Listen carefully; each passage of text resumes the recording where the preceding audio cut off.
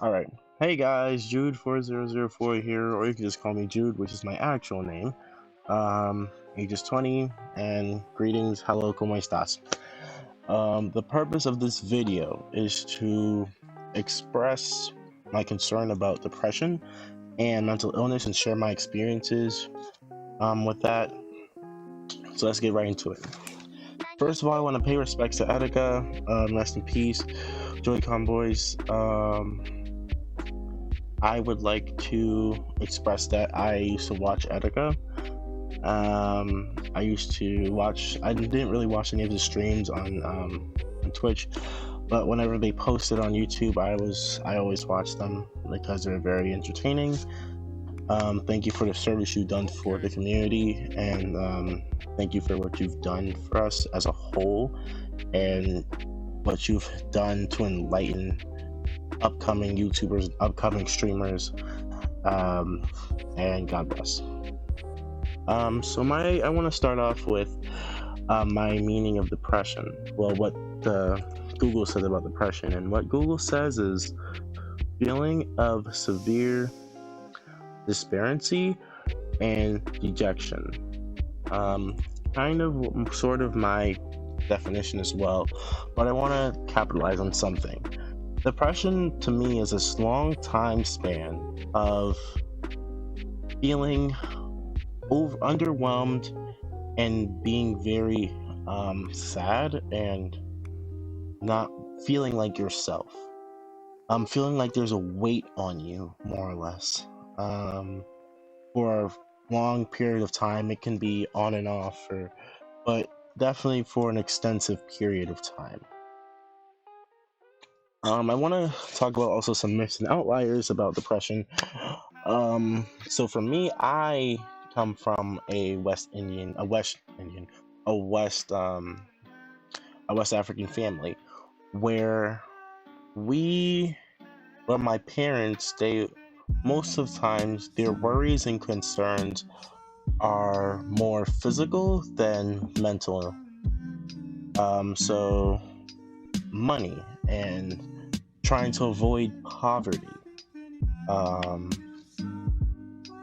wounds and other circumstances.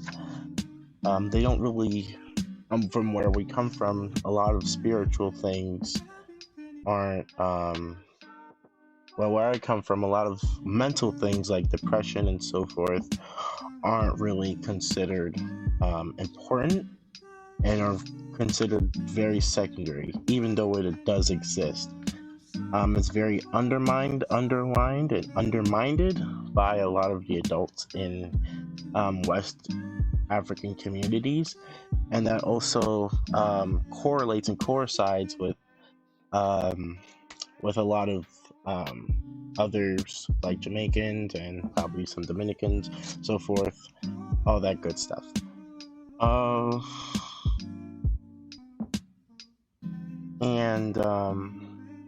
I just don't see like that's really right, because it's very important to be on your to be mentally stable, but a lot of people don't really understand or see that.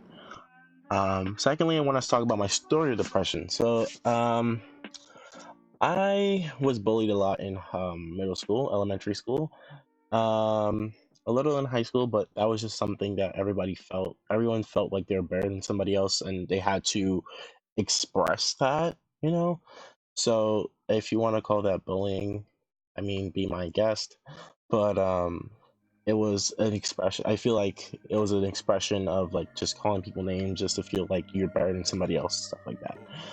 But in middle school, elementary, that's where it really like happened. People used to call me names and whatever, and it really hurt, and sometimes I used to come back home crying because it was such a pain to bear that you couldn't, when you really didn't understand why people picked on you and why people didn't really understand your point of view. I also felt like I just wasn't for my time. Like, I always resonated more with people who are older than I was, like the people that were my age, I just really didn't like it. I didn't mesh with them a lot. Maybe, I don't know. That was just the way it was, and to this day it kind of is. Like, I usually try to tend with older people because it's always more insightful and always more understanding when you mesh with people that are older than you know. um so my most critical time in depression was when a couple of months ago, when I wanted to kill myself. I wanted to end my own life because of a certain circumstance that went on in my life at that point in time. I was sitting in my room, I was sitting on my bed, and I knew I wasn't. The thing is that I knew I wasn't in the right state of mind. Like, I knew I was fucked up, and I knew that this wasn't the right path to choose. So, but I still had a feeling that I just wanted to just like end it all. So I called some of my friends. I called some counseling numbers that I searched up on Google. I told my mom. They all encouraged me to try to stay alive and to just be alive, you know. But I went to my mom right after all those calls, and it was like, yo, mom, I want to decease. Like, I want to kill myself. And she sat me down and we started talking. Mind you, she was about to go to work, and she was she was getting ready. Like, she was like more than halfway ready, and we were just talking. And within that mindset, within that time, my dad had a cardiac arrest in the living room, and you see what could have happened there? Like, 2 lives would have been lost in the same day, and there was nobody else home except for me and my dad and my mom, who was about to leave. So at that point in time, I was like, yo, what am I doing? What am I thinking about right now? Like, my dad's about to die. So what I did was I calmed my head. I was like, chill out, bro, you got this. So told my mom to do CPR on him because she was freaking out. So I told my mom, do CPR, I'll get the phone, I'll call 911, and we can save his life. So I did all of that. The FBI police came. Everyone came. My mom was doing CPR, and to cut the long story short, he's alive and I'm alive. So it's all very important, and it could have like really been so much worse than that. Because like I was saying, there was nobody else home. I have like 3 other siblings that live here, but nobody else was home. So it could have been really something bad happening here if my mom left, you know. So now I want to say what I found during that experience and what I learned from that experience. I found my reason to live. I've understood and comprehended my reason for being alive, which I believe that everybody has the same exact reason why we are alive. We are alive and we are breathing right now to serve other people. That's what we are here on this planet for. Our whole ecosystem, our whole society as a whole is just to literally serve to the needs and the wants of other people. That's how we live. That's how we survive. That's like our thing. So you have to serve others to build yourself. That's the whole purpose of being alive. And that's where you find most of your joy from serving other people.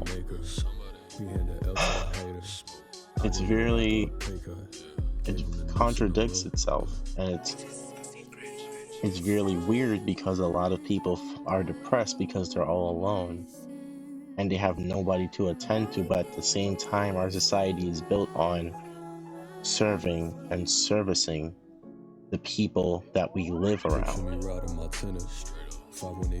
Very, very interesting and controversial. The last thing I want to do is get to the main point of this video, is to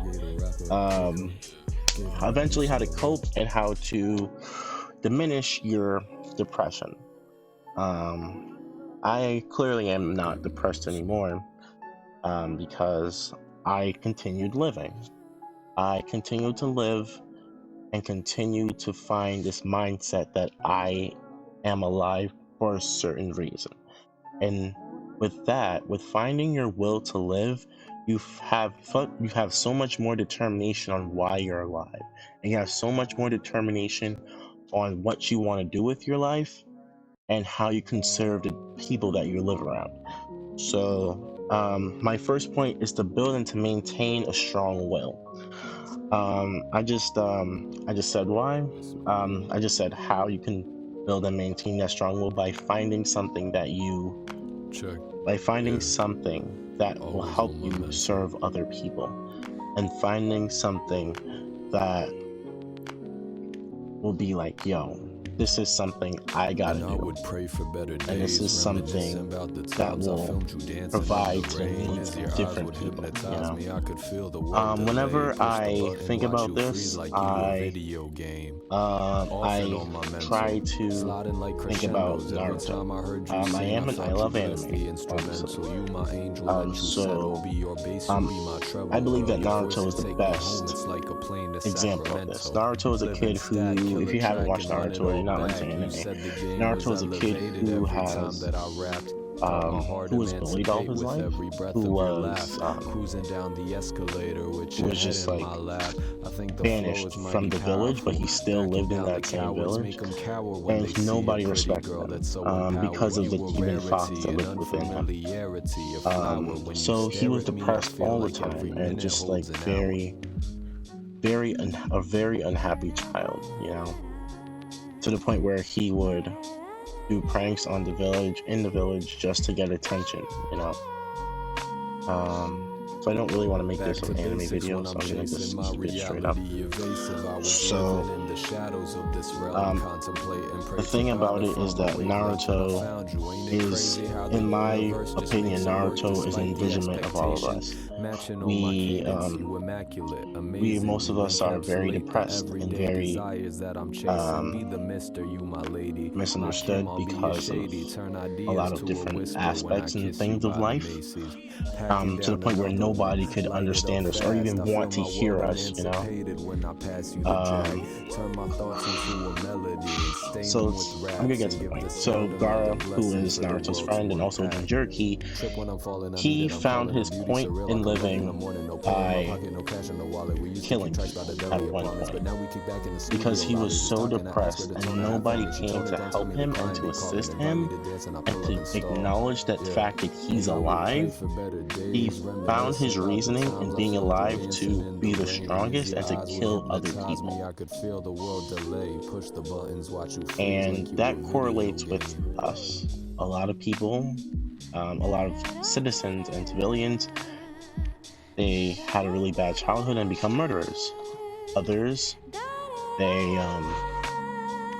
other murderers or other people, they live and they kill themselves because they don't really have a reason to live for it. My battery's about to die, so I'm gonna get this quick. Hope I can I pause the video, dude. Please pause the video. I can't. Shit. Okay.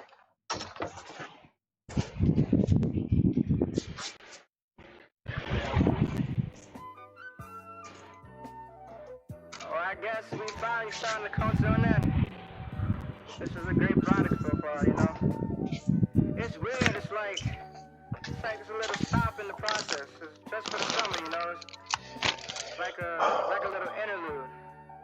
Yeah, like a summer interlude. The perfect summer interlude. All right. So yeah, the best thing to is find your own will that will that is correlated and coincides and that correlates with helping and serving other people. My next point I want to make is doing things that you like to do that will sustain your happiness. I don't know. Doing positive things that will sustain happiness for you, like going to the park,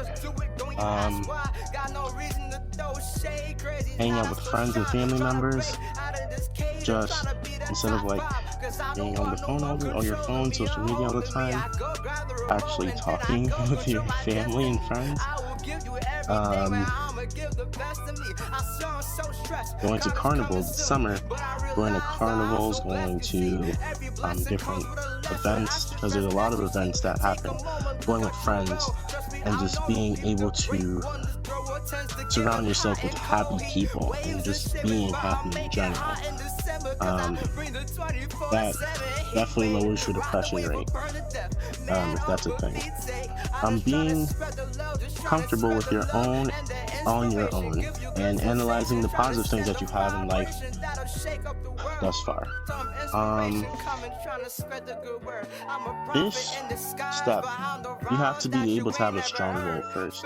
Because if you don't have a strong will, and if you don't have a strong will, you won't really be able to find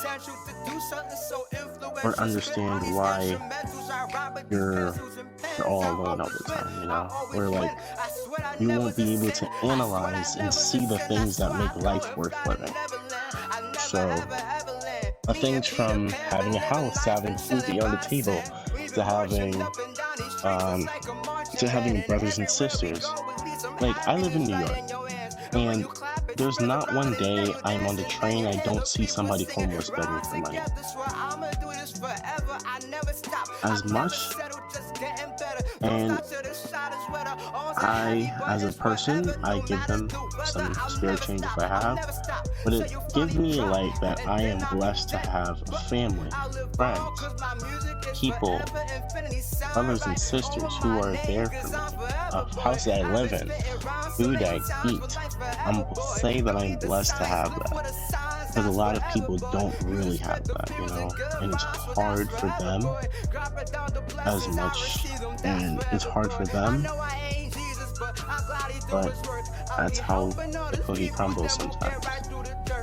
So just being able to be thankful and to analyze all the positive things that you have in your life definitely suppresses the depression.